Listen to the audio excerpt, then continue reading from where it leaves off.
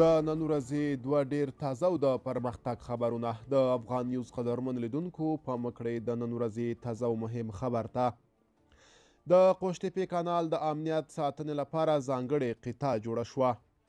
کورنیو چارو وزارت وایي چې د عامه ساتنې ملي تصدۍ معاینت د قوشتېپې کانال د ساتنې په موخه ځانګړې ساتونکې قطعه جوړه کړه. دغه وزارت ویلي یاده قطعه به د عامه ساتنې ملي تصدۍ په چوکاټ کې کار کوي چې د یاد معاینت له لوري د قوشتېپې کانال د ساتنې په موخه په ټولو اړینو نظامي تجهیزاتو او وسایلو سمبال شوې ده.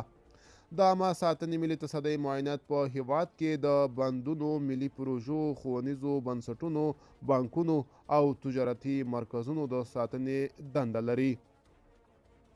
بلخوا د 40 میلیونو ډالرو په ارزښت د برېښنا د دوو پروژو تړونونه لاسلیک شول.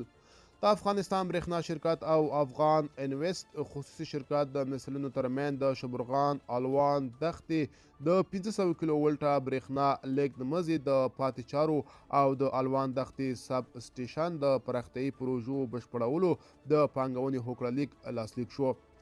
په دې اړه جوړې شوې غونډې ته د ریاست الوزرا اقتصادي ویل چې د شبرغان الوان دښتې د 500 کیلو ولټه برېښنا لیږد مزي د پاتې چارو او د الوان دښتې سب سټیشن د پراختیایي پروژو بشپړېدل نه یوازې د هیواد صنعت ته وده ورکوي بلکې د افغانستان برېښنا شرکت ته هم په کلني ډول میلیونونه افغانۍ ګټه رسوي.